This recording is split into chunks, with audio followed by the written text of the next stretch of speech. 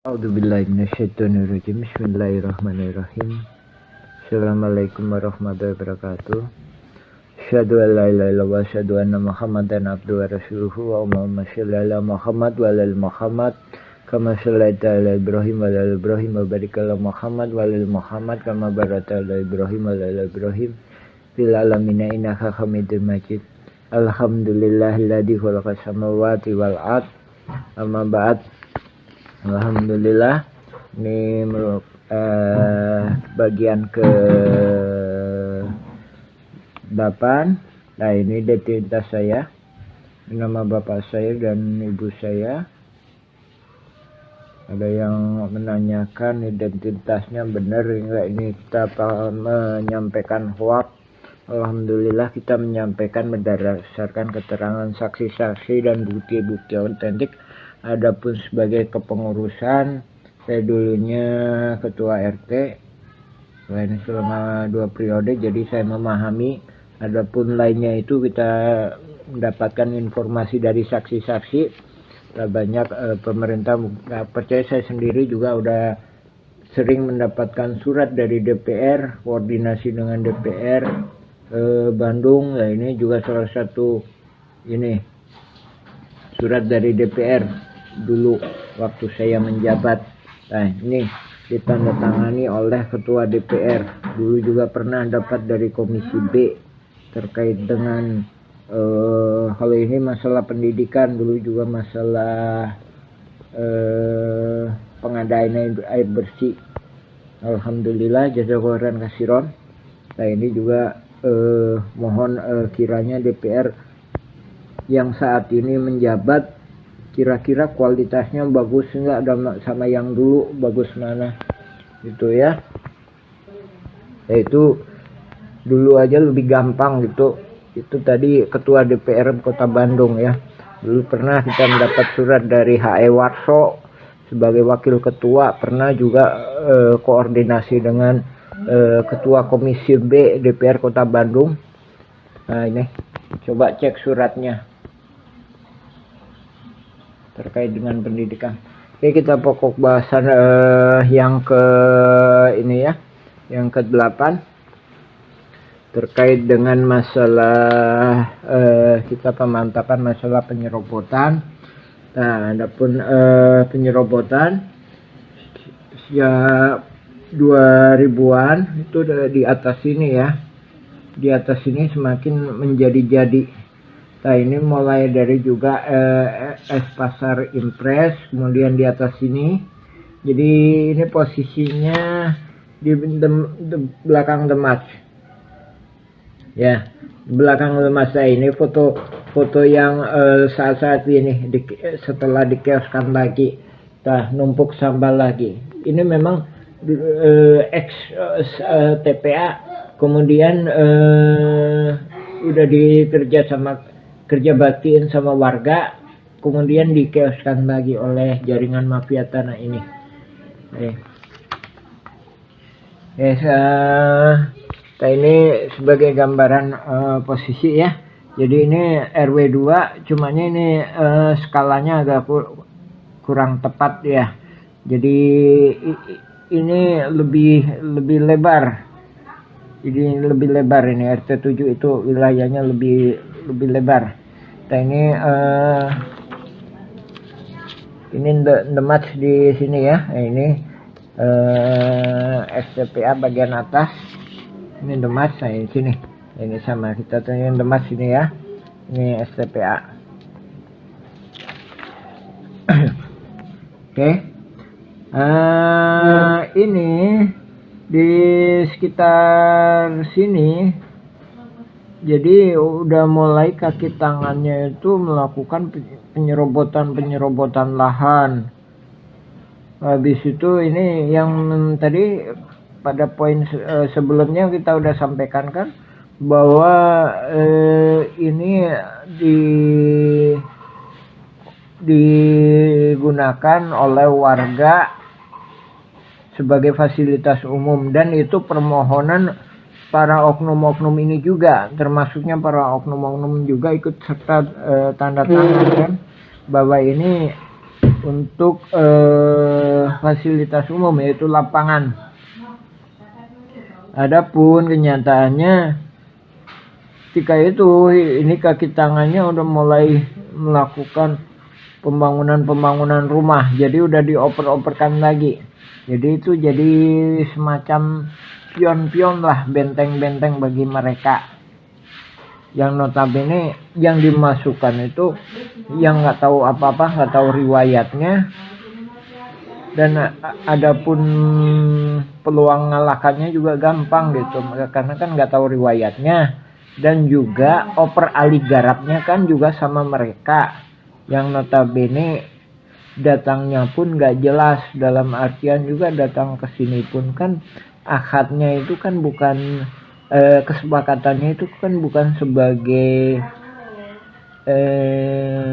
pembeli, tapi sebagai pekerja, bukan sebagai pemilik tapi sebagai pekerja. Nah, dari situ kan riwayatnya udah keputus kan antara, jadi ini juga perlu kami konfirmasi, kita sarankan kembali bahwa pemerintah juga perlu ntar ngedata ini datangnya kapan, terus oper ali garapnya sama siapa. Jadi kalau penggarap sendiri tanyakan bapaknya siapa gitu, bapaknya siapa, kakeknya siapa. Nah, karena para mafia tanah ini satu sisi menghalang-halangi pribumi dan yang punya kesepakatan pribumi dengan baik, tapi di sisi lainnya juga mereka juga mendorong adanya pihak-pihak yang nggak jelas untuk masuk. Dan kata lain, dia kan udah dapat imbalan uang oper ali garap. Nah, jadi skenario ini masih tetap berlanjut gitu. Jadi ini skenario udah dirancang sejak lama, ntar kemudian hari akan terjadi proses gugatan gitu. Jadi malahan kaki tangannya itu dengan mudah sekali untuk mendapatkan PBB, bahkan juga nah ini surat tanah juga ada memang. Ya makanya juga ini banyak juga pribumi juga dapat SHM. Dan ini juga ada kalanya juga suatu saya mempelajari sekitar udah lama ini mempelajari ini, perhatikan berkas ini udah lama ya, ini tahun 2008 ya,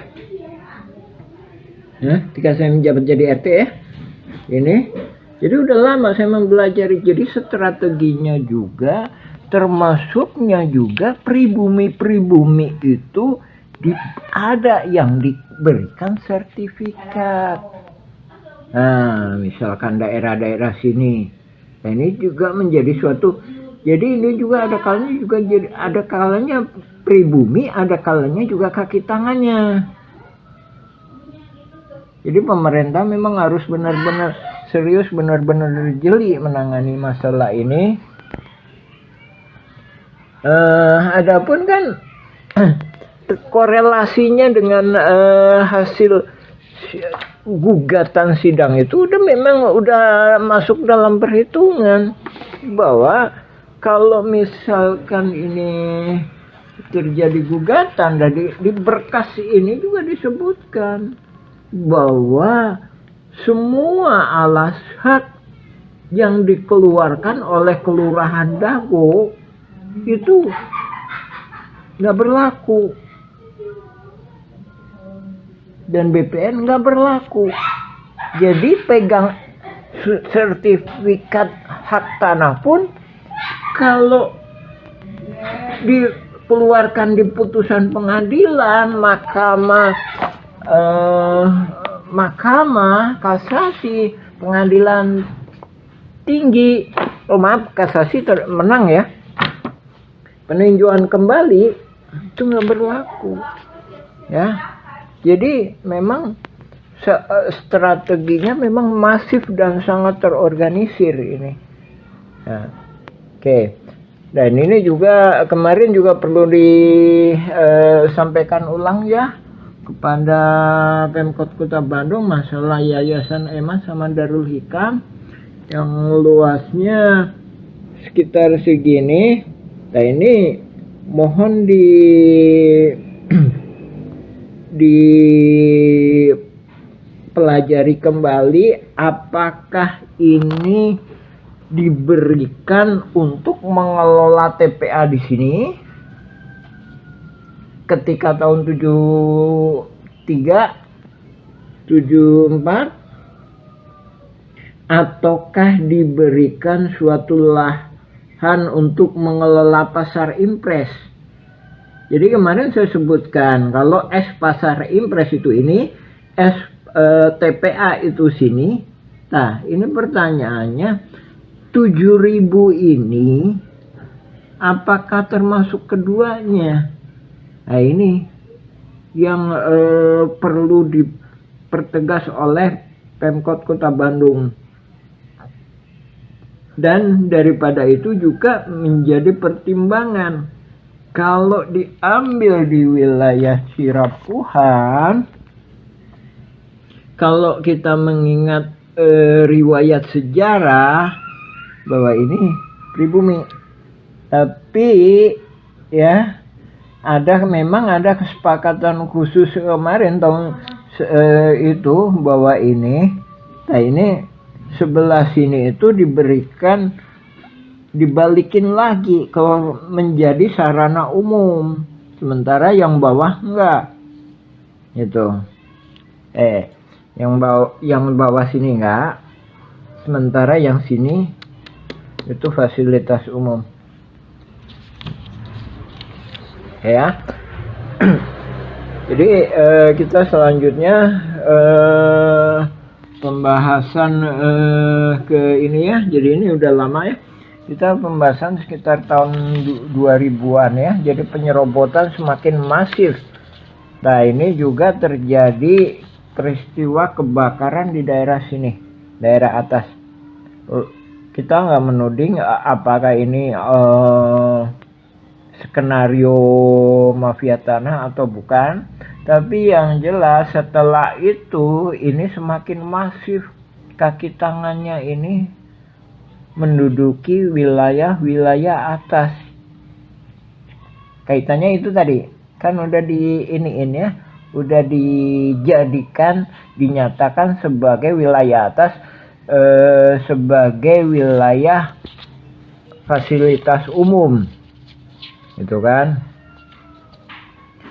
Jadi wilayah atas itu sini, sedangkan ini wilayah bawah. Ini sama sini ini lebarnya lebih kurang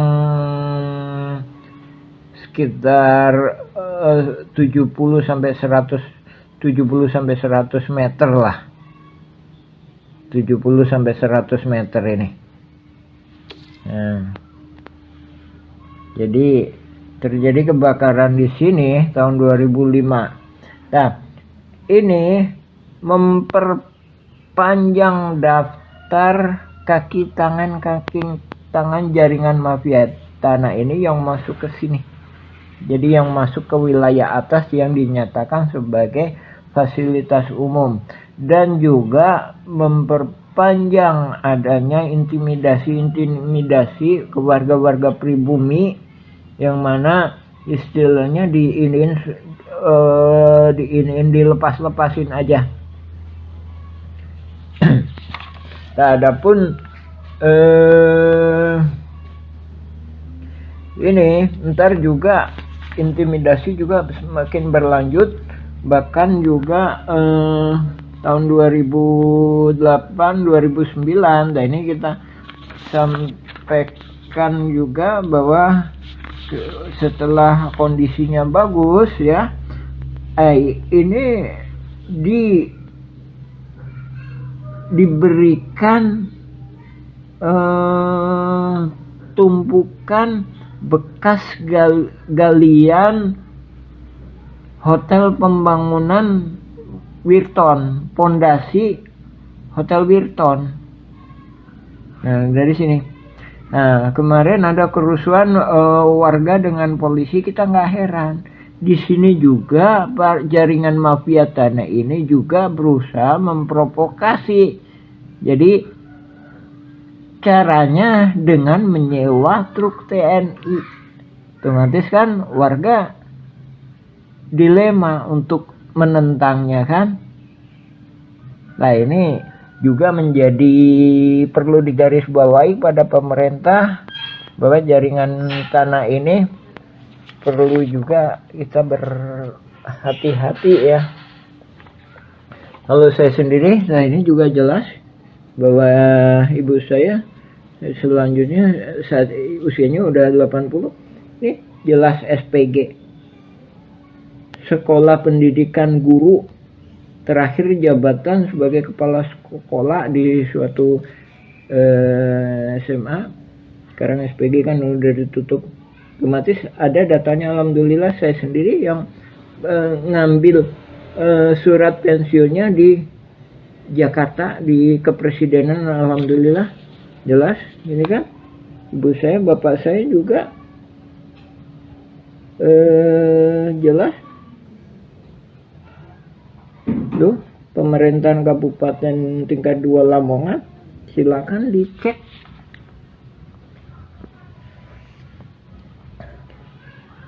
Ya, jadi setelah itu penyerobotan semakin masif tahun 2004. Nah, kita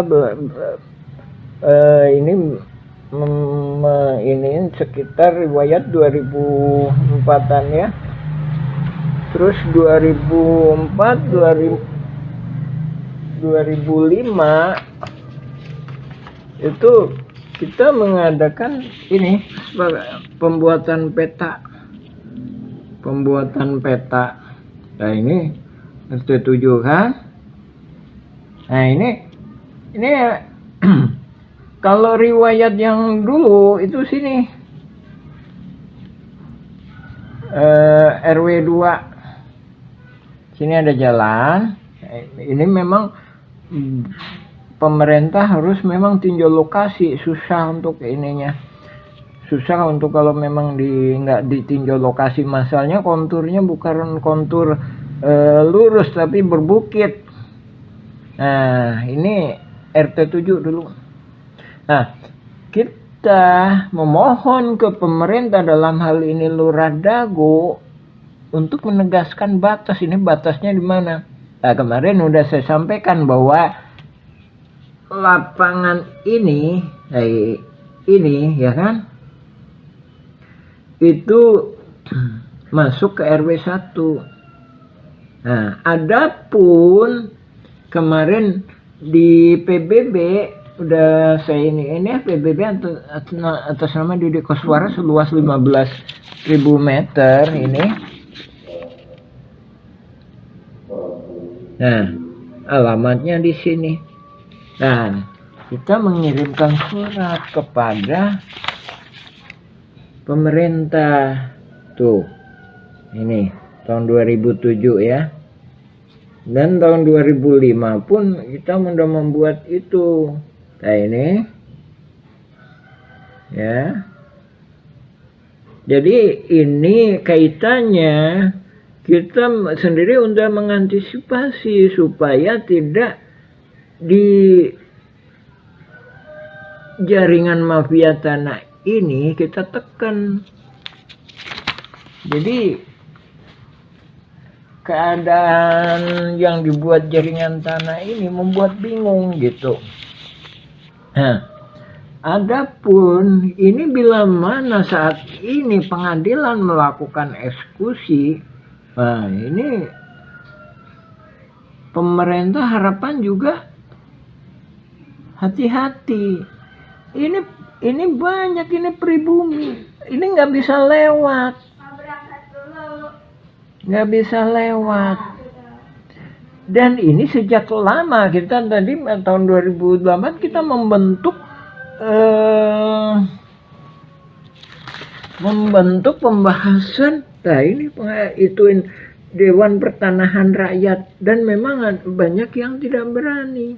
Alhamdulillah saya terima amanat ya untuk menjadi koordinator sajalah disebutnya. Kita sendiri udah berusaha ngebahas pembentukan Dewan Pertanahan Rakyat untuk dibuatkan lembaga yang memang ini. Nah, ini bukan berarti ntar harus ada ini ya. Masalahnya ntar malah jadi adanya kepengurusan yang ternyata boneka mafia pertanahan. Nah, sekali lagi ya.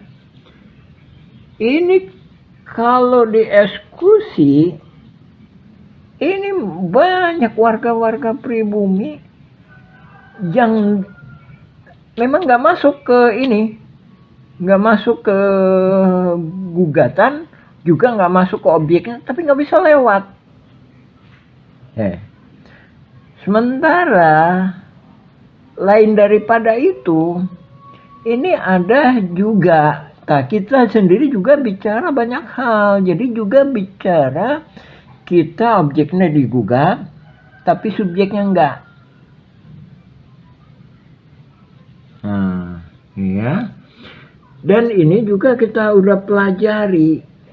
Nih, ini dulu udah melakukan penyerobotan. Nah, udah melakukan penyerobotan, ini ya, ini nggak bisa lewat. Jadi ini pun jalan motor yang sangat kecil, sedangkan jalan besarnya di sini. Jadi nggak bisa ke sini. Akhirnya dia harus membeli ini. Ini yang kasus keluarga Sep Makmun sama ini Tommy ya. Ingat ya, Tommy itu yang dulu menaungi bapaknya Sep Makmun. Tommy itu yang menaungi bapaknya Sep Makmun. Tapi balas budinya anak turunan Ahya ini ya. Jadi Ahya dulu ditolong sama pribumi, balas budinya ini diambil.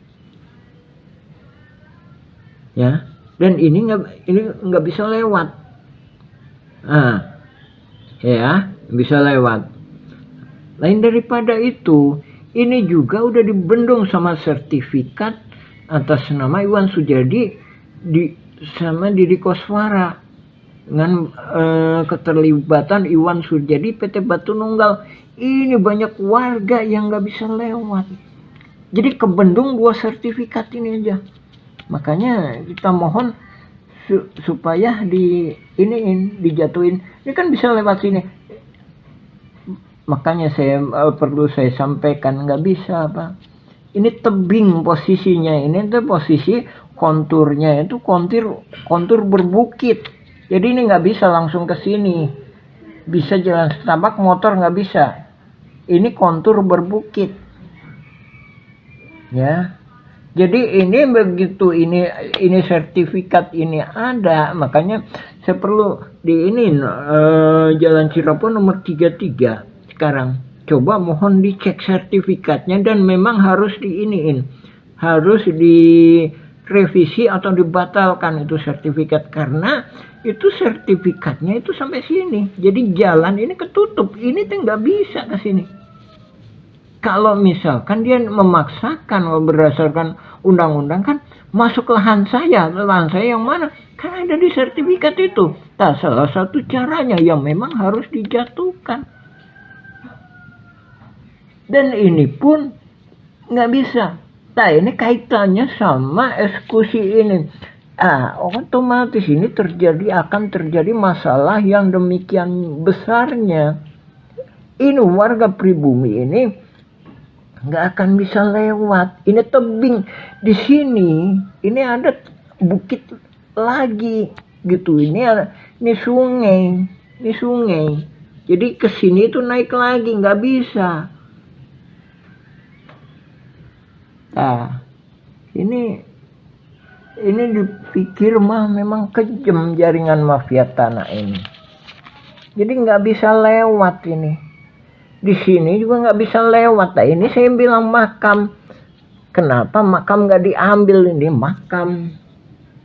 Kenapa ini 6467 itu kenapa nggak diambil? Karena dia tahu ini bisa menandakan bukti bahwa ini pribumi lebih dulu. Nah, ini makam, komplek makam. Nah, ini juga ada juga jaringan tanah, mafia tanah yang lain udah kita kirimkan juga. Jadi ini ceritanya juga suratnya gini. Sekarang dibuat gini, gitu. Jadi ambil makam. Nah, sementara di sini juga ada makam juga. Ya, mungkin untuk bagian ke-8 sekian dulu. Insya Allah kita sambung lagi ke bagian selanjutnya. Kita jelaskan ke berkas yang lainnya lagi dan korelasinya. Alhamdulillahirrabbilalamin. Assalamualaikum warahmatullahi wabarakatuh.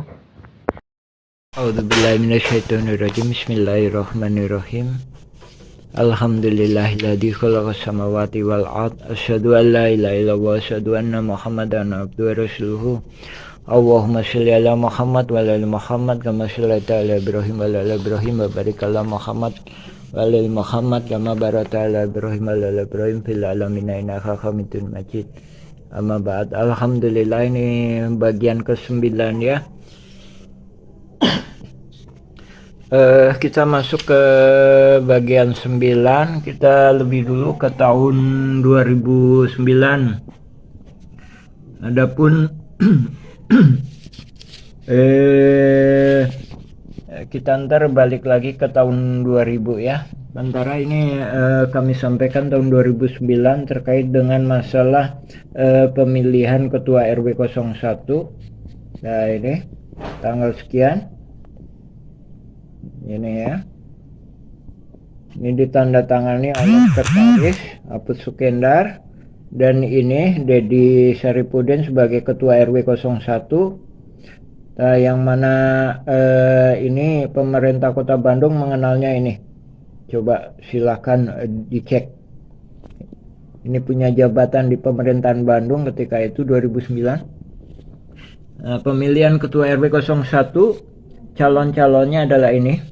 Nah, ini Muhammad B. Yaman, saya sendiri, Dedi Saripudin, ya, Dodi Nur Rasidik, Engkos Sasiwardi dari 08. Nah, kemudian pemenangnya ini dalam pemilihan ya, 5 calon ini dalam pemilihan, pemenangnya adalah ini. Akan tetapi Lurahan Dago menganulir pemilihan tersebut dan dinyatakan yang menang adalah Apus Sukendar. Nah, korelasinya dengan pertanahan dan sebagaimana kami sampaikan pada bagian atau seri sebelumnya, adanya intimidasi ini dalam hak pertanahan warga-warga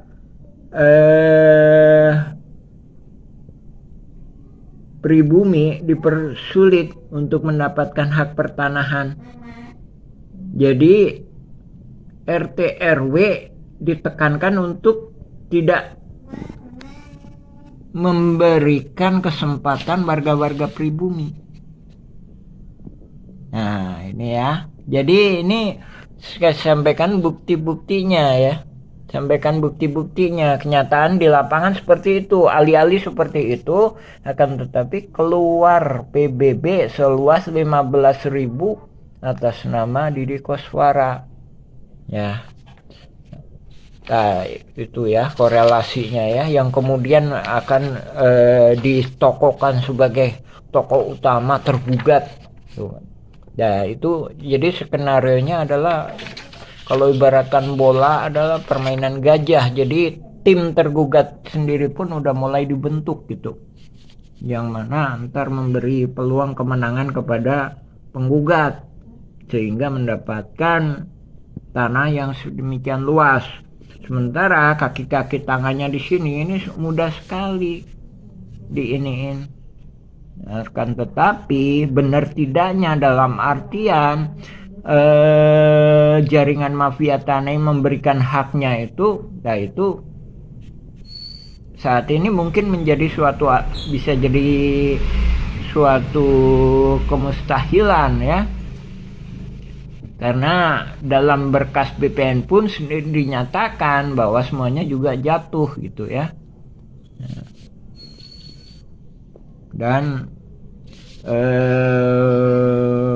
kalau bicara mulai ini, dengan kata lain, kaki tangannya sendiri udah mendapatkan keuntungan dengan kebebasan melakukan pembangunan di sana sini, mengurus PBB-nya, sementara pribumi ini secuil kertas pun adakannya dipersulit ya. Jadi jangankan surat tanah, PBB pun itu aja dipersulit ya kan. Ya itu kan tadi kaitannya, PBB salah satu syaratnya minta tanda tangan Pak Lurah, sementara RT RW-nya pun itu nggak mau tanda tangan. Nah, ya kan? Alhamdulillah ketika zaman ketua RW Pak Sis Mulyana dikasih kesempatan untuk mengurusnya, akan tetapi nah ini sudah menjadi skenario. Nah ini perlu diselidiki ya, diduga ini udah menjadi skenario jaringan mafia tanah ini. Pribumi itu dihambat, diintimidasi. Nah itu berdasarkan kemarin surat yang kemarin, nah ini tertanggal 30 Mei ya, yang dikeluarkan di RW 2. Nah ini ya, masalah oper Ali Garap bekas ini pembuangan sampah, tuh kan, lebih ditekankan pada pembuangan sampah yang dipersulit. Nah ntar di pembuangan sampah pun itu dianggapnya sebagai pasar impres, bekas pasar. Jadi maksudnya gimana? Bekas pasar itu nggak ada di RW 1, adanya di RW 2. Nah, sementara PBB ini ya kan, ini posisinya itu di RW 1. Jadi bekas TPA. Kalau kita runtut ke sejarah awalnya, itu penggalian pasir. Ya. Nah, dari sini warga-warga pribumi, anak-anaknya sekolah, ngurus surat-surat, dimintain PBB-nya, sementara pengurus oknum tokoh masyarakat sendiri nggak memberikan haknya. Nah ya, jadi ini kaitannya sama 2009 ini nyata bahwa ada gerakan-gerakan di atas yang mana itu seolah-olah mentokohkan. Nah ini menjadi bonekanya ya, kaitannya sama ini kan. Jadi calon ketua RW ini ya, sementara yang jadi ini. Jadi tahun-tahun sebelumnya pun ini kedekatannya dengan pihak atas itu terkait masalah pertanahan pun gitu. Jadi kalau kita warga pribumi ngurus PBB susah. Nih, ngurus PBB ya kan, tanda terima tahun 2017 ini dikoordinasikan ya, nggak keluar, kecuali riwayatnya diskenariokan, diindukan ke sini yang notabene entar akan dijadikan pihak yang sepemahaman dengan Asep Mamun CS, yang mana semuanya itu akan jatuh oleh ahli waris Mueller berdasarkan keputusan pengadilan. Kan punya peluang menang, punya peluang menang gimana? Nggak ada peluang menang. Sebelum itu pun Bu Raminten dengan Samsul Mapareba punya kesepakatan. Itu sebelum gugatan. Itu membuktikan bahwa tergugat, sekali lagi, tergugat lebih dulu mempersiapkan dibanding penggugat. Nah, dari sini ya, sepandai-pandainya tupai melompat, nah ini akan juga jatuh juga. Nah, dari sini atas rahmat Allah. Jadi mereka sendiri melakukan kesalahan yang fatal, yaitu menunjukkan bahwa ini memang kolusi kerjasama antara oknum tergugat sama oknum penggugat. Nah ini pemerintah pusat harap-harapan membentuk tim independen. Nah ini makanya juga kita tuliskan surat ke gubernur, surat ke wali kota, ke DPR Kota Bandung, ke DPR Jawa Barat, juga ke DPR Pusat, ke Menhankam. Ini mafia tanah yang berpengalaman. Jadi masif banget ininya, kan surat ini. Jadi ini di lapangan ini nyata bahwa pengurus RT RW itu nggak mau menginiin tokoh-tokoh pribumi dan tokoh-tokoh yang bekerja sama dengan pribumi. Sementara warga-warga yang notabene kaki tangannya pegang PBB. Jadi anak-anaknya sekolah pun tenang. Sementara pribumi-pribumi pun gak tenang. Dari sini begitu mudahnya mereka melakukan akuisisi, melakukan penguasaan. Nah ini entar mohon dijadikan bahan pertimbangan. Jadi sekalipun punya kesepakatan hak operali hak garap dari pribumi, pada kenyataannya seperti ini. Jadi mereka pribumi nggak punya kesempatan untuk mengajukan hak pertanahan, sementara mereka itu diintimidasi sehingga mau nggak mau melepaskan hak pertanahan. Nah ini ini sekali. Coba mohon dilakukan pemeriksaan di lapangan. Ini kaki tangannya itu sekarang itu menguasai sangat banyak jumlahnya, sementara pribumi itu luasnya itu sangat dikit. Dan kemarin juga saya sampaikan ya,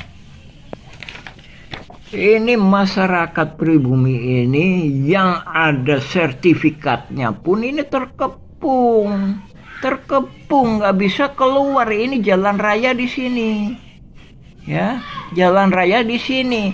Sementara di sini itu ada sungai dan di sini itu bukit lagi.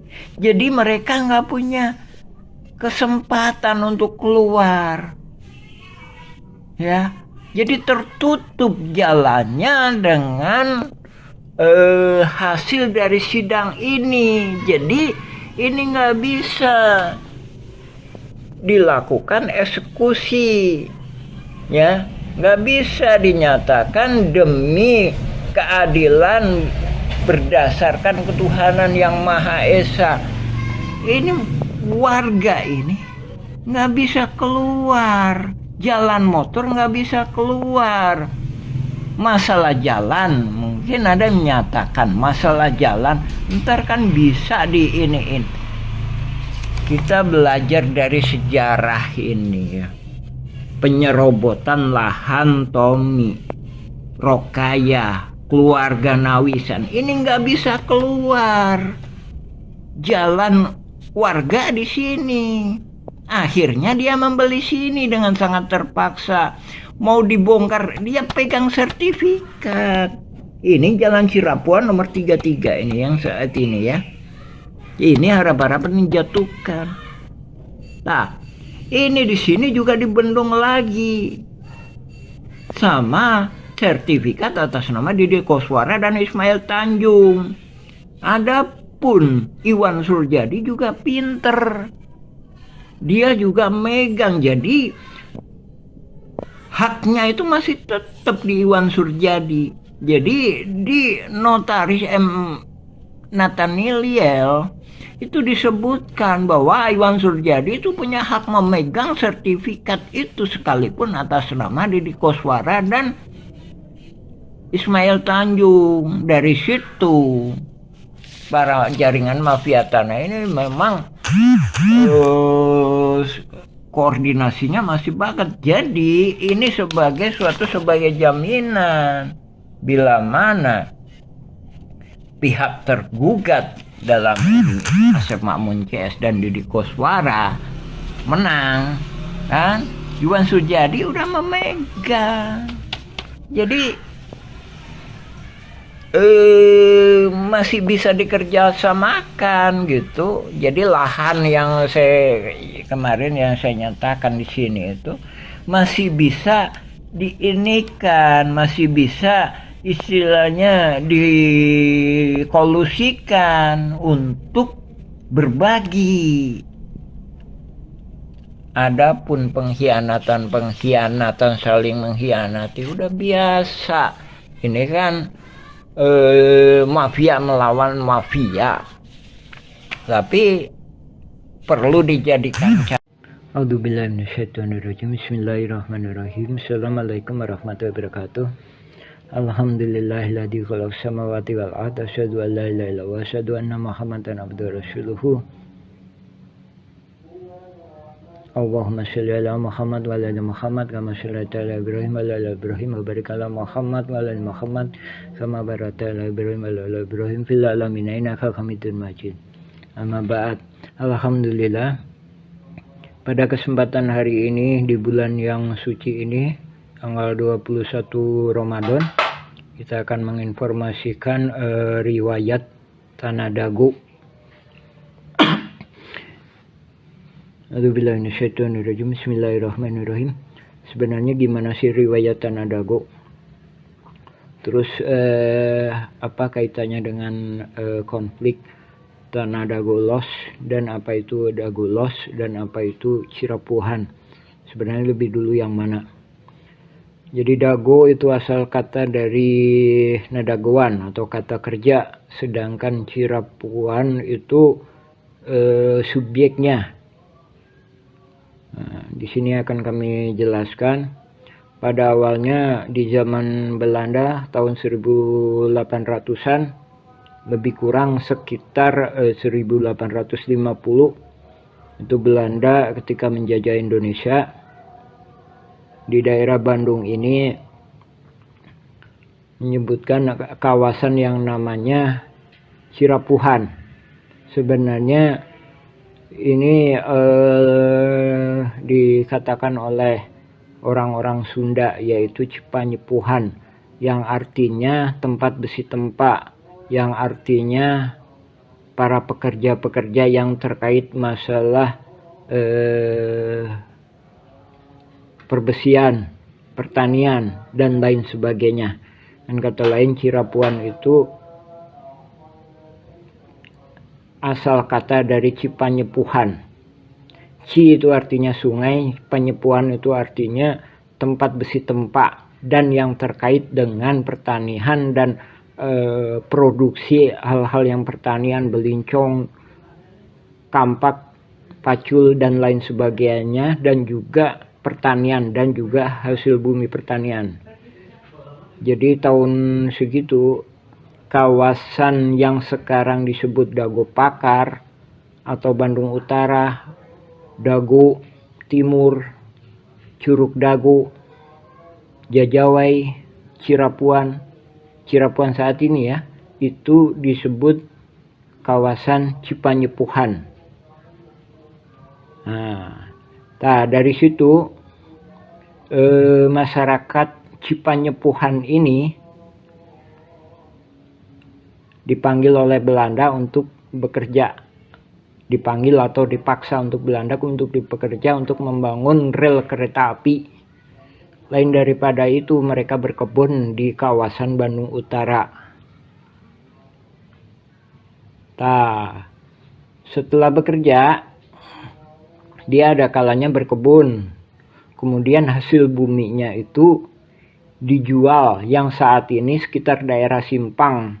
Nah, dari daerah Simpang itu atau di Pati Ukur itu tempat batasnya mana pribumi harus menunggu. Sebelah selatannya itu orang pihak-pihak Belanda. Jadi pribumi nggak boleh masuk. Nah, itulah yang disebut warga-warga Cipanyepuhan lagi nunggu. Bahasa Sundanya nadagoan. Nah, itulah Dago. Itulah sejarah Dago. Kenapa disebut Dago? Makanya bisa disimpulkan. Jadi Cirapuhan atau asal kata dari Cipanyepuhan itu tadi lebih lama daripada Dago itu sendiri. Nah, dari situ. Ya. Setelah Indonesia merdeka dan selanjutnya Cirapuhan itu blok. Kemudian setelah Indonesia merdeka, Dago itu menjadi blok, bukan kelurahan. Kelurahannya adalah Kelurahan Coblong, kecamatannya Cibenying, Bandung. Nah, selanjutnya Cirapuhan itu jadi kampung Cirapuhan, Kelurahan Dago, Kecamatan Coblong, Bandung. Jadi yang awalnya tadi, awal-awal Indonesia merdeka, Coblong itu kelurahan. Sedangkan Dago itu bloknya. Setelah lama Indonesia merdeka, Dago menjadi kelurahan. Coblong menjadi kecamatan. Ya itu ya. Terus arti kata dari Dagolos. Dagolos itu apa? Sekitar tahun 1970-an pemerintah kota Bandung itu membuat bidak-bidak untuk pasar impres, yang artinya bahasa kita ini disebut los. Ya. Jadi Dagolos itu versi warga itulah yang disebut pasar impres. Jadi bidak-bidak itu tadi atau tempat-tempat itu tadi disebut Dagolos atau Dago pasar. Nah, di situ. Jadi riwayat Dagolos itu mulai dari 1970-an. Nah, kita bicara dengan saudara Angga. Tahu nggak pribumi Dagolos? Panggil orang yang namanya Janata, itu leluhurnya leluhur pribumi. Sedangkan kalau leluhur Cirapuhan itu sejak zaman penjajahan 1850-an ya. Nah, itu ya. Jadi ada yang berita-berita di ini banyak yang hoax gitu teh. Itu banyak berita-berita yang skenariokan oleh mafia tanah. Silakan cek Nawisan Kurma.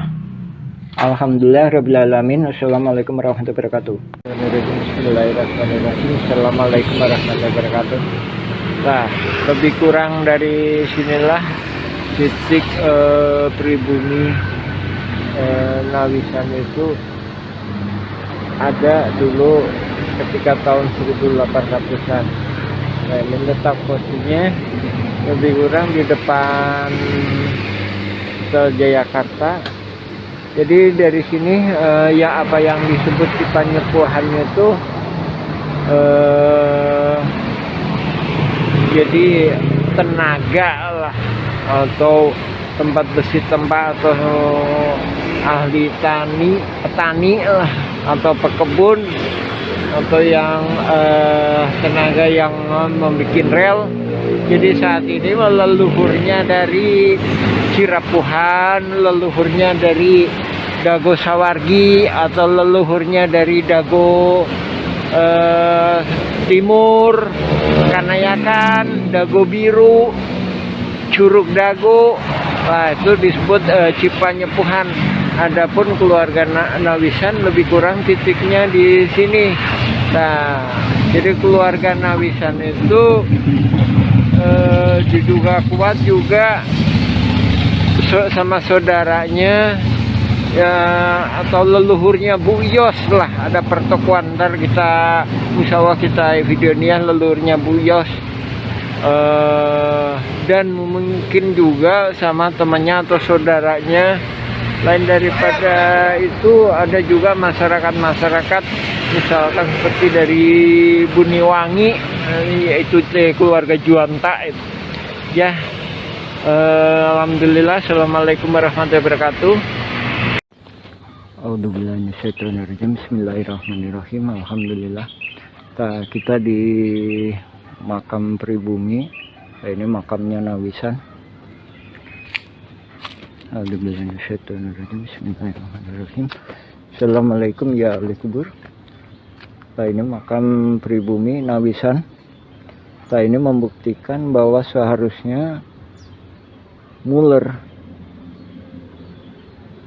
atau Simongan nggak punya hak untuk mendapatkan egendom, karena pribumi lebih dulu.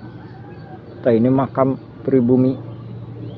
Ini kami mohon kepada Bapak Presiden, Menteri Luar Negeri, untuk menegaskan kepada pemerintah Belanda bahwa egendom itu salah. Jadi pemerintah Belanda salah menerbitkan egendom karena pribumi lebih dulu. Oke, katakanlah benar. Jadi misalkan benar pun, itu batasnya nggak sampai di utara. Jadi sebelah utara atau tanah-tanah yang menghadap ke utara itu pribumi lebih punya hak. Nah, ini kepada BPN juga mohon perhatiannya bahwa adanya sengketa Muller FS Dago Elos yang diwakili oleh Asep Makmun itu nggak bener. Nah, ini makam Nawisan. Nawisan punya 4 orang putri, Nek Okoh, Nek Emeh, Nek Yong, dan Nek Ebung. Nah, ini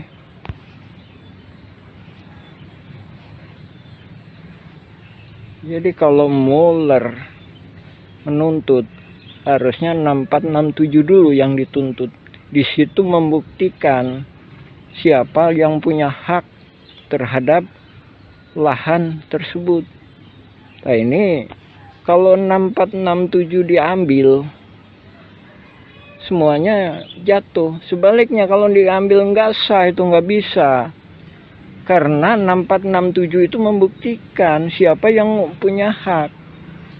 Oke lah, kita ambil logika.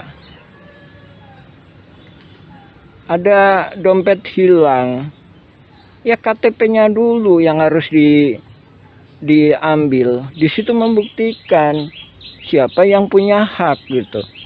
Jadi KTP-nya sesuai enggak? Ada handphone, ada jam tangan, udah secara otomatis jatuh itu handphone sama jam tangan. Tapi kalau ini sama, jadi 6467 dulu. Jadi argumen polisi nggak bisa kami terima. Kalau cuma ngambil 3740, 3741, 3742 nggak bisa. Jadi harus yang ini dulu, harus 6467 dulu. Misalkan satu diambil harus 6467 dulu diambil. Barulah dibawa ke pengadilan, barulah minta keadilan. Dan ini membuktikan nggak bisa, ini pribumi lebih dulu. Ini buktinya, adanya makam ini merupakan suatu bukti bahwa pribumi lebih dulu. Insya Allah ntar kalau ada waktu kita jelaskan anak turunannya. Sampai saat ini jumlahnya sekitar 1000-an. Nah ini mafia tanah ini membuat jutaan orang dibodoh-bodohin, ditipu. Yang digugat 3740, 3742, 3741. Sementara yang ada makamnya nggak digugat. Nah itu salah. Ya alhamdulillah. Assalamualaikum warahmatullahi wabarakatuh. Assalamualaikum ya ahli kubur. Let me tell them the following.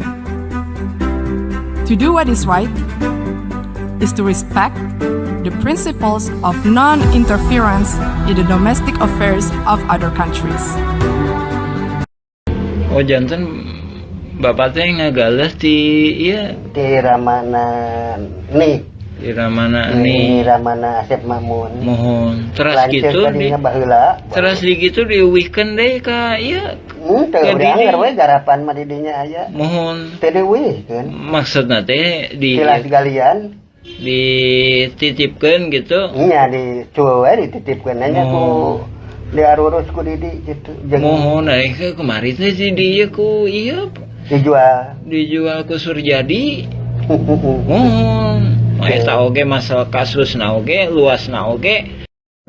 Orang nggak punya alpat tuh nggak mati, nggak punya tanah ribuan hektar tuh nggak mati. Tapi kalau nggak makan sesuap nasi, mati. Penting mana? Penting makan. Tapi gara-gara kamu tamak untuk syukur nunggu punya alpat untuk syukur. Bismillahirrahmanirrahim. Assalamualaikum warahmatullahi wabarakatuh. Alhamdulillah kita melaporkan pertemuan kemarin dengan Lurah Dago dan perwakilan dari LBH warga Dagolos perihal laporan penipuan Muller. Terkait hal itu kami secara tegas menyatakan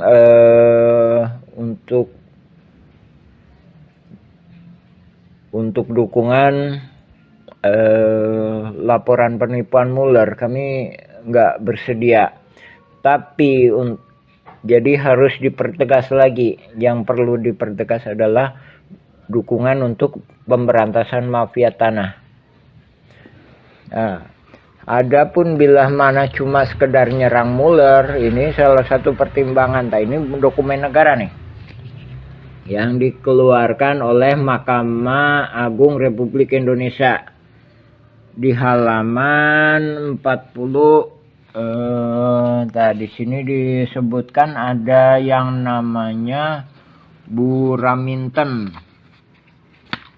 Ya, Bu halaman 40-41. Ini disebutkan bahwa berdasarkan data kepemilikan dimiliki oleh Bu Raminten. Ini sama agendumnya ya.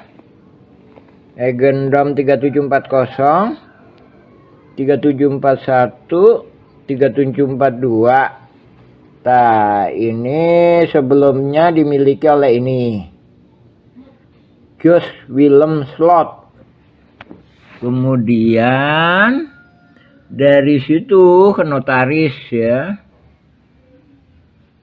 Nah, habis itu ini tadi aset ini 3740, 3741 ini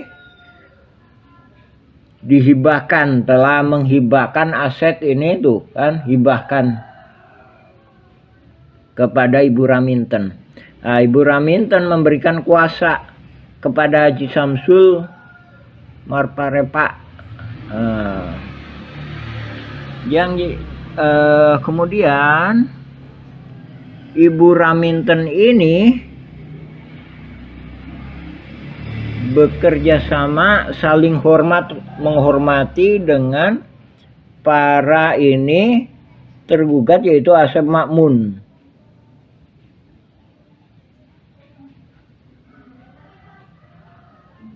Tuh, saling menghormati hak dan kewajiban masing-masing pihak.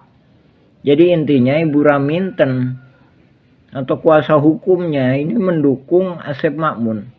Tak dari berkas yang dikeluarkan Mahkamah Agung aja ini udah membuktikan ini kasus pidana. Jadi bisa membuktikan kalau nggak Bu Raminten benar, maka Mueller yang salah. Sebaliknya, kalau Mueller benar, Bu Raminten salah, yang wajib dihukum. Nah, tapi bisa-bisa dua-duanya salah, ya kan? Pertanyaannya, kalau misalkan warga Dago Elos yang diwakili oleh Asep Makmun menang nih, Bu Raminten dapat apa? Ya kan? Sedangkan tanah di sini udah nggak habis. Jadi ada tanah warga dan ada tanah fasilitas umum. Pertanyaannya Bu Raminten dapat apa? Gitu kan? Makanya kita ngedukung kalau cuma sekedar hanya menuding Mueller sebagai mafia tanah atau melakukan penipuan. Karena begitu Mueller lepas, Bu Raminten dan pihak lainnya lagi, misalkan ini Deddy Muhammad Saad, ini siapa ini? Ini Iwan Surjadi yang telah memberikan hadiah kepada ini. Nih. Sedangkan Deddy Muhammad Saad menurut petugas PBB, dia yang mengambil alih PBB seluas 15.000, otomatis kan dapat bagian. Dari situ warga kembali lagi dicaplok lagi. Jadi kalau nggak diterkam sama Mueller, akan diterkam sama Bu Raminten CS, Iwan Surjadi CS, Deddy Muhammad Saad CS. Yang notabene Asep Makmun CS, ya. Jadi sekali lagi kita mohon dukungan ke pemerintah supaya untuk segera membereskan mafia-mafia tanah di Dago, khususnya ini di Cirapuan. Jadi Cirapuan itu tempatnya latihan mafia-mafia tanah ini mulainya dari sini, Pak. Nah, ini juga kita mohon bantuan kepada TNI dan Kejaksaan untuk segera membereskan masalah mafia-mafia tanah di Cirapuan. Terus terima kasih, silakan cek keterangan-keterangan kami lainnya di ketik aja Nawisan Kurma. Demikian, Assalamualaikum warahmatullahi wabarakatuh. Alhamdulillah. Dramatisasi sidang sengketa tanah Dago. Siapapun yang menang, warga tetap jadi korban. Assalamualaikum warahmatullahi wabarakatuh. Halo, saat ini saya sedang berada di wilayah Dago. Masih ingat dengan konflik sengketa tanah Dago Elos? Ternyata, konflik sengketa tanah Dago Elos merupakan dramatisasi yang sengaja dilakukan oleh beberapa oknum warga yang ternyata sejak awal sengaja dibuat sebuah skenario untuk saling menggugat. Konspirasi ini dilakukan untuk membodoh-bodohi warga, dan pada akhirnya warga masyarakatlah yang dirugikan. Berikut ini merupakan sepak terjang dari oknum warga yang merupakan mafia tanah, diceritakan oleh seorang tokoh masyarakat, yaitu Muhammad di Yaman. Buka channel ini untuk melihat video lengkapnya. Let me tell them the following. To do what is right is to respect the principles of non-interference in the domestic affairs of other countries. Dramatisasi sidang sengketa tanah Dago. Siapapun yang menang, warga tetap jadi korban. Assalamualaikum warahmatullahi wabarakatuh. Halo, saat ini saya sedang berada di wilayah Dago. Masih ingat dengan konflik sengketa tanah Dago Elos? Ternyata, konflik sengketa tanah Dago Elos merupakan dramatisasi yang sengaja dilakukan oleh beberapa oknum warga yang ternyata sejak awal sengaja dibuat sebuah skenario untuk saling menggugat. Konspirasi ini dilakukan untuk membodoh-bodohi warga, dan pada akhirnya warga masyarakatlah yang dirugikan. Berikut ini merupakan sepak terjang dari oknum warga yang merupakan mafia tanah. Diceritakan oleh seorang tokoh masyarakat, yaitu Muhammad di Yaman. Buka channel ini untuk melihat video lengkapnya. A'udzubillahi minasyaitonirrajim. Bismillahirrahmanirrahim. Assalamualaikum warahmatullahi wabarakatuh. Kita mengulas mengenai pernyataan kami yang mana kami menyatakan bahwa konflik Dago Elos adalah mafia tanah saling gugat. Di sini kita lebih fokus membahas masalah bahwa data-data tergugat itu didata oleh para penggugat. Yang mana kita sendiri juga menyaksikan sekitar tahun 2008 hingga 2014 atau 2015 sering kita menyaksikan Asep Makmun CS itu aktif.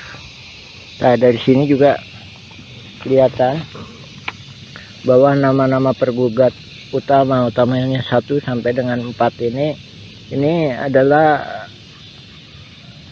rekanan-rekanan yang udah biasa main pertanahan yang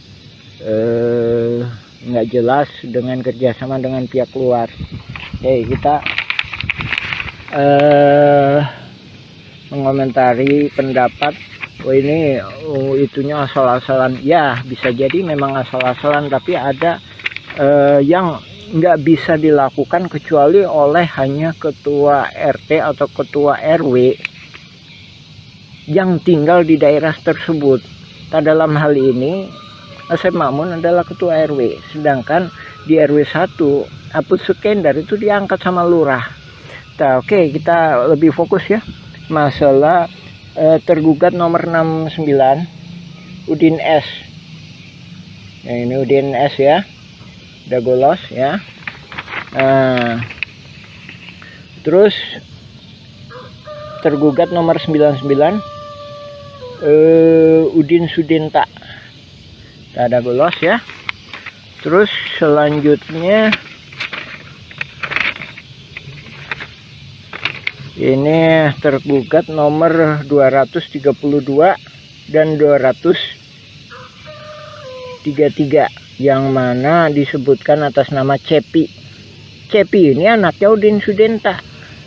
Ini disebutkan alamatnya 215A sama 215 ya, cuma dikasih tambah A.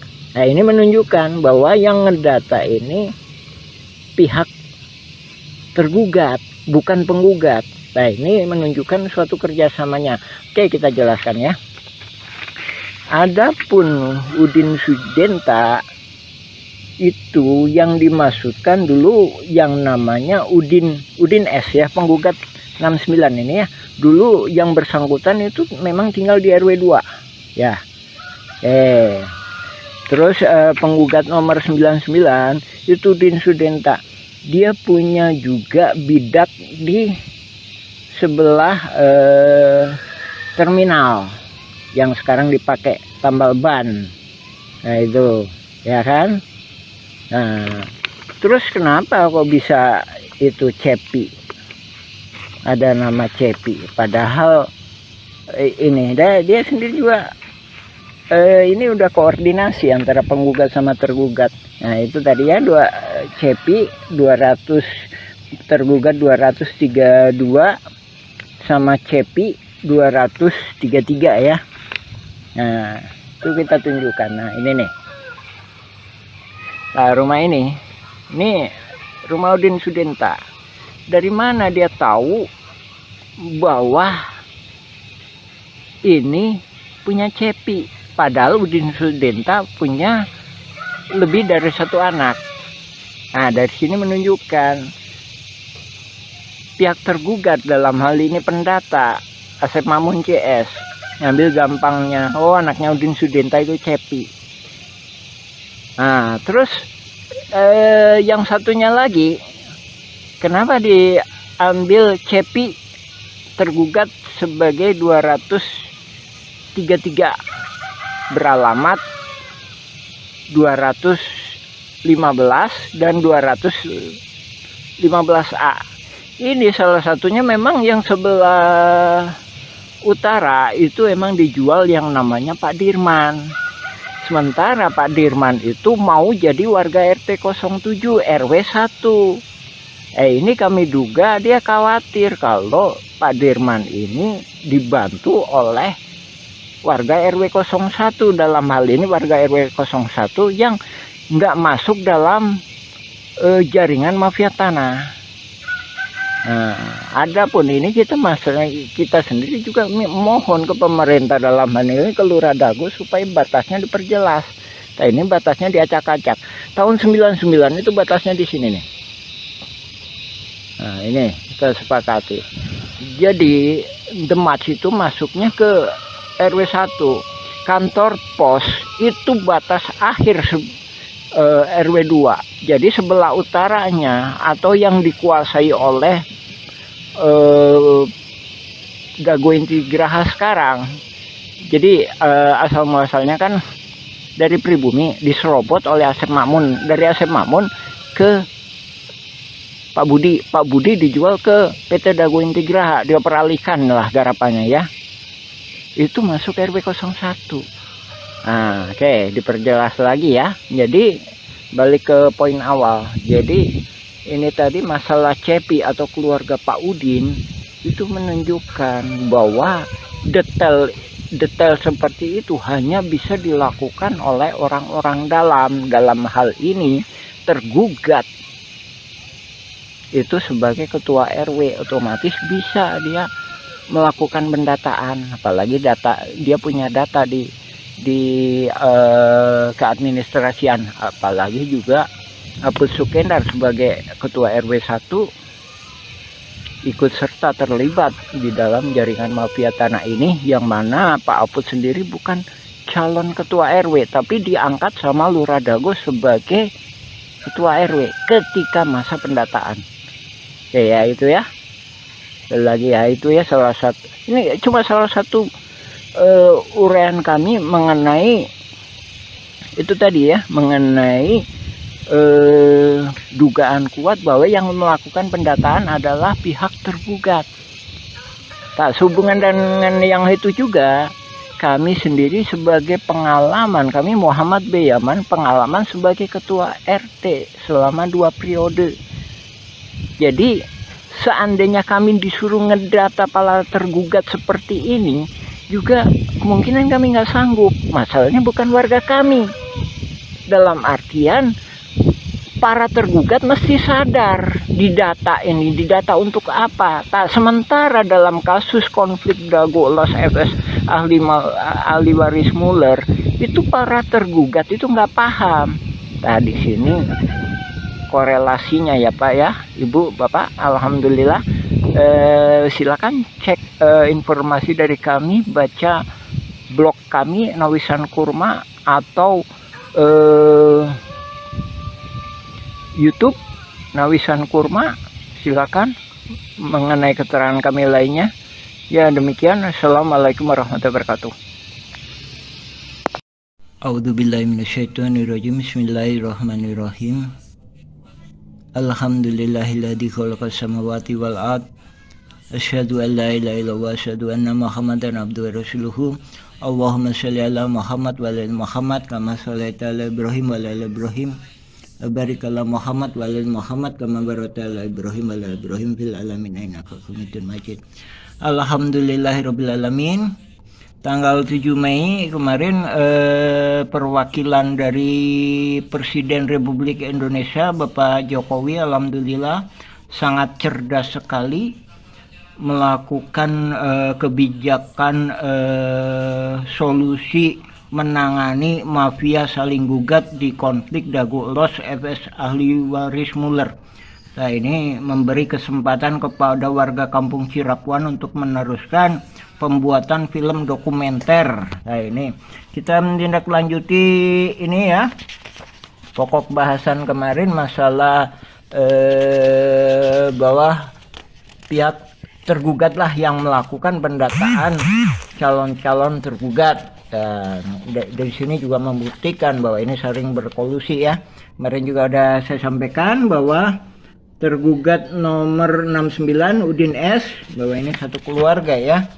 Tergugat nomor 69, habis itu nomor 99 Udin Sudenta ya, ini sama aja ini ya, satu keluarga ini ya.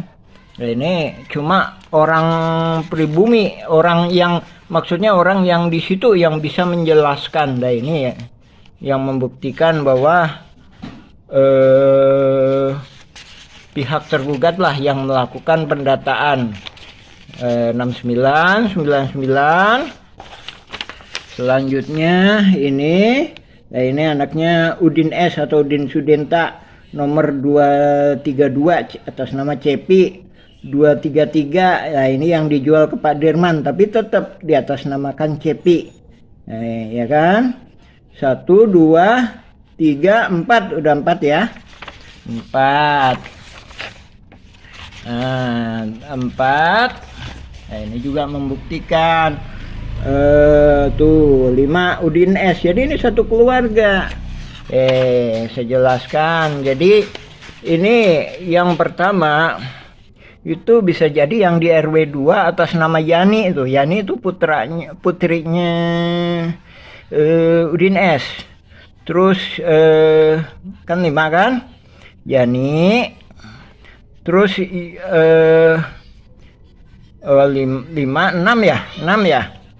6.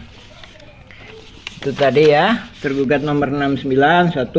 Ini atas nama Yani, sekarang ditempati oleh Yani. Udin ST udah almarhum ya. Nah, terus ini Udin Sudenta. Nah, ini Udin Sudenta ini punya tempat juga di sebenarnya RT 07 RW 1 ya. Nah, ini jadi ada dua. Oke ya, 2 kan. Terus kemudian atas nama Cepi. Cepi itu anaknya Udin ya. Cepi itu anaknya Udin Sudenta yang nomor 2 ini 232 sama 233. Nah, ini yang di RT 7 itu ada 2 ini.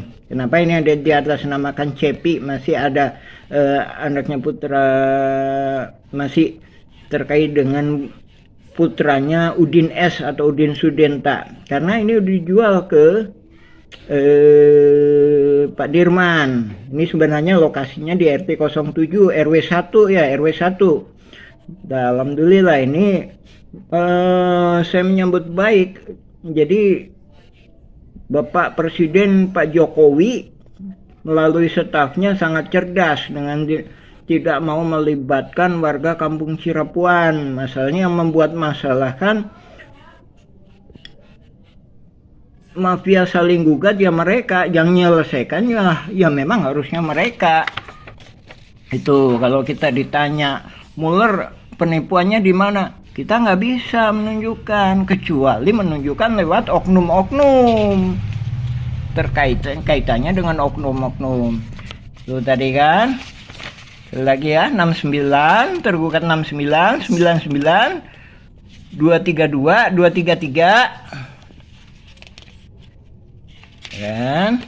Habis itu 301. Nah, ini kami berjelaskan. 1 ditempati Yani putranya Udin Sudenta. Terus kedua di RT 7 itu ada 2. Yang satunya dipakai si Cepi, anaknya Udin S, yang Kedua, dijual ke Pak Dirman, dioper aligalapkan kah ke Pak Dirman, tapi tetap atas nama Cepi. Terus ada lagi di terminal Dago, itu ada dua, satu buat warung kopi, kedua bikin tambal ban. Nah itu membuktikan ya bahwa ini nggak akan mungkin kalau yang melakukannya pihak penggugat yang notabene nggak paham betul area sekitar sini ya. Ya alhamdulillah kita menghormati kebijakan Bapak Presiden. Kita juga udah nulis nih, Bapak Panglima Perang Tertinggi Republik Indonesia, nih nomor suratnya. Ini total berkasnya beratnya lebih kurang 2,7 kilo. Adapun yang kita kirim surat ke DPR pusat beratnya 3 kilo.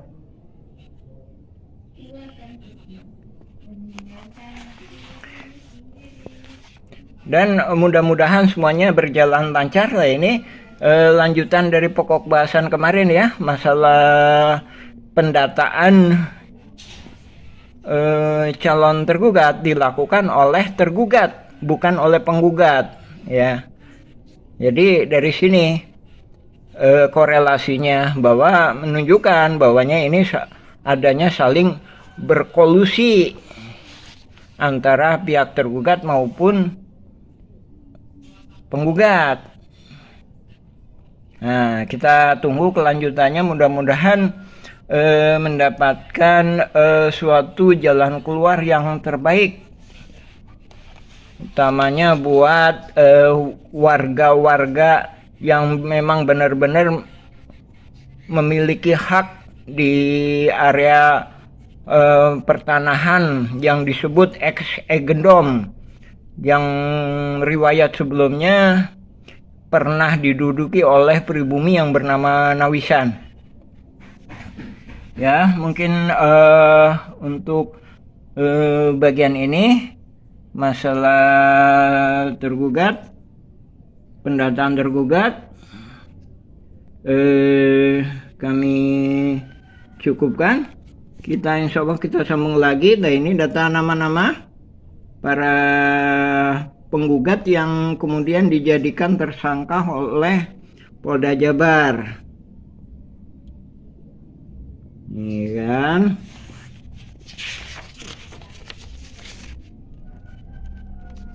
Ini berkas pengadilan negeri. Silakan simak berita dari kami, atau juga bisa ngambil sebagai referensi juga berita dari putusan pengadilan negeri Bandung, pengadilan tinggi, kasasi, dan peninjauan kembali Mahkamah Agung. Alhamdulillahirrabbilalamin. Assalamualaikum warahmatullahi wabarakatuh. A'udzubillahi minasyaitonirrajim. Bismillahirrahmanirrahim. Assalamualaikum warahmatullahi wabarakatuh. Alhamdulillahilladzi khalaqas samawati wal ardh, asyhadu an la ilaha illallah, asyhadu anna Muhammadan abduhu wa rasuluhu.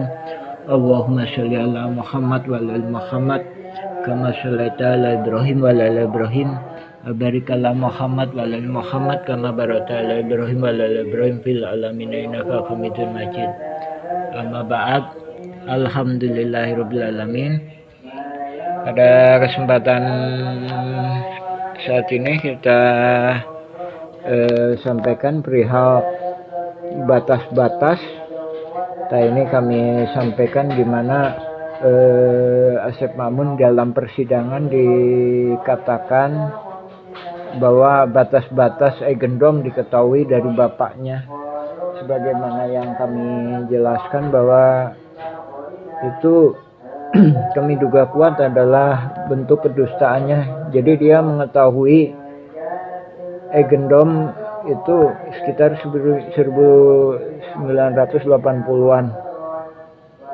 Adapun bapaknya di sini kan cuma sebagai anemer atau ikut ngegali lah, jadi kontraktor penggalian pasir atau tukang gali atau semacam itu lah.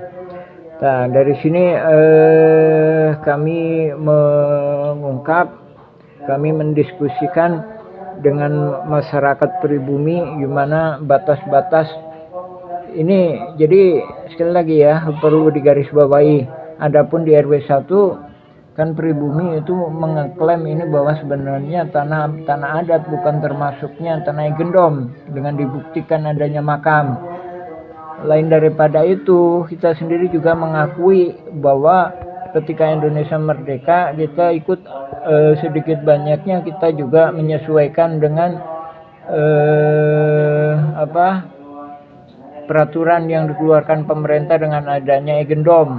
Nah, dari sini juga warga negara utamanya Kampung Cirapuan menghormati juga gendom itu bisa menunjukkan letak peta. Nah, di sini juga kami sampaikan gimana cara-cara Asep Makmun menentukan ini ya. Nah, dia kami duga kuat akan membuat garis-garis gendom ini kan mafia tanah saling gugat kan, garis-garis ini setelah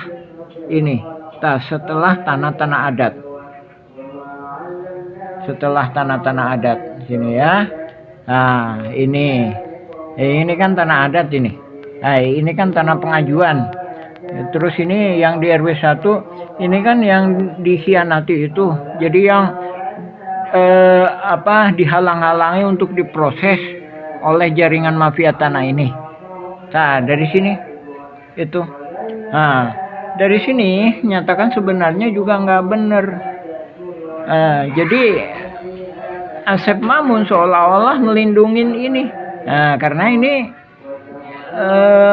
lahannya yang diserobot, sementara itu juga di sini di Iwan Surjadi, Didi Koswara sama Ismail Tanjung ntar akan kesini batas-batasnya. Dari situ dia bisa menentukan batas. Jadi ini kita nyatakan bahwa nggak benar bahwa dia dikasih tahu bapaknya sebagaimana keterangan di pengadilan. Itu kami nyatakan, kami duga kuat itu penipuan. Jadi bersumpah palsu di pengadilan. Termasuknya yang terjadi di RW 2 sini ya, dan di RW 1 di RT lainnya. Jadi dia merujuk pada batas-batas tanah adat yang udah sertifikat itu ya. Terus lain daripada itu, sebenarnya masyarakat pribumi Kampung Cirapuan di RW 1 sendiri juga ada kesepakatan dalam hal ini juga sedikit banyaknya sebagaimana kami jelaskan di bab selanjutnya, bahwa memang diduga kuat ini juga termasuk tanah gendom. Maksudnya tanah yang diklaim oleh Simongan. Makanya ini kami harapkan gendom itu dibatalkan itu untuk haknya. Dan alhamdulillah memang secara undang-undang kan udah dibatalkan. Jadi cuma bisa dipakai batas wilayahnya. Nah, lain daripada itu, ini kita juga sering mengingatkan, dan termasuknya tokoh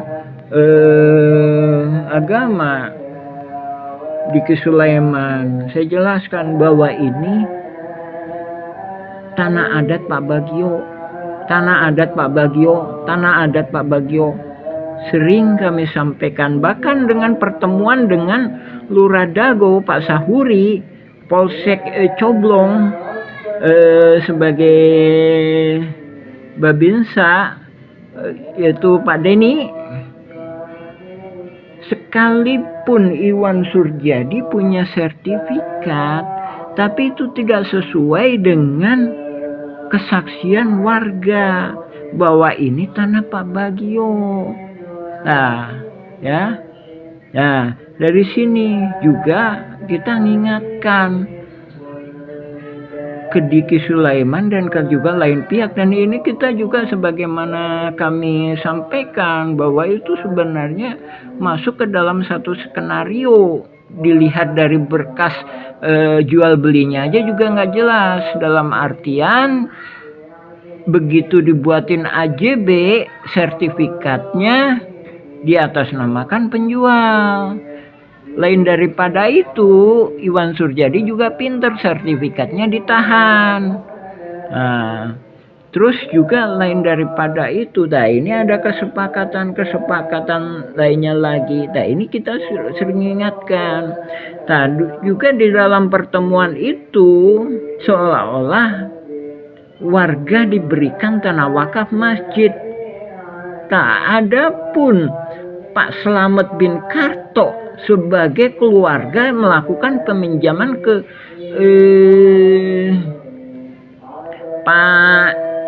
Pak Bagio itu sendiri juga nggak berani. Dia mengatakan wah itu cuma isu. Jadi seandainya Pak Bagio datang pun ya mesti akan datang ke Pak Slamet atau keluarganya menyampaikan tanahnya mau diambil. Nah, adapun keterangan Asep Makmun, dia dikasih sama Pak Bagio.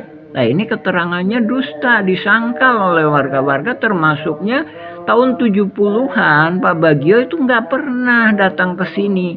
Jadi begitu ini tahun 1960-an akhir ya dipinjam untuk masyarakat untuk ini, kemungkinan besar itu diikhlaskan dan diridokan. Ya, jadi Pak Slamet sendiri menolak. Istilahnya ini diberikan ke warga atau diberikan ke DKM, sedangkan ini diambil jaringan mafia tanah ini, Iwan Surjadi, Didi Koswara sama Asep Makmun sama Ismail Tanjung. Nah itu ditolak. Jadi ini luasnya lebih kurang sekitar 700 meteran ya, lebih kurang itu ya. Jadi dulu mah tumbakan 30 sampai 50 tumbak. Keterangan saksi-saksi 30 sampai 50 tumbak. Nah, lain daripada itu, ini perlu digarisbawahi. Diki Sulaiman membangun madrasah di sini. Ini kita udah ingatkan. Nah, ini beda lagi riwayatnya. Nah, ini riwayatnya keluarga Eyong. Nah, ini ya, ini masjid kan. Ini itu tanah jalan keluarga Eyong. Yang mana diwariskan ke Eti atau Yudi. Tuh, saya dikasih keterangan oleh Ma'aci. Ma'aci itu keluarganya Nawisan juga. Ma'aci itu anak dari Juanta. Dia nikah sama Misnan. Misnan anaknya Eyong sama Mardasi. Nah, Eyong itu putrinya Nawisan. Jadi ini cucu mantu. Gitu. Cucu mantu. Jadi ini ngebangun madrasah di sini, ini kita tolak juga. Nah, ini kita udah ingatkan ke Diki Sulaiman. Lain daripada itu, dia di sini membeli tanah di sini. Nah, ini posisinya di sini. Ini berdasarkan surat sertifikat Pak Unus dan juga sertifikat sebelahnya Pak Johan. Gitu. Sertifikat Pak Johan menyatakan bahwa sebelah situ gitu.